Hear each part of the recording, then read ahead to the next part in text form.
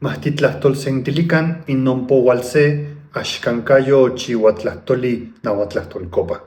Reunamos las palabras y hagámoslas una.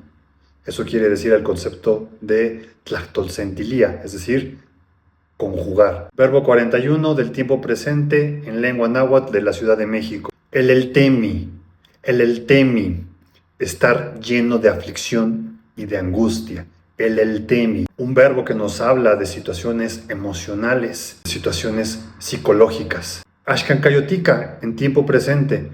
Neleltemi,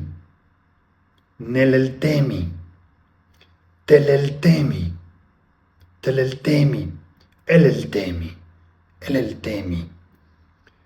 Teleltemig, H pluralizante al final. Teleltemig. Aneleltemig. Eleltemig. Awinashkan tlahtolpamil. Y la frase para el día de hoy. Ipanitecuechahuatzacuali neleltemi. Nitlamanaltica noyolcoco inteteo itlalnamiquilla.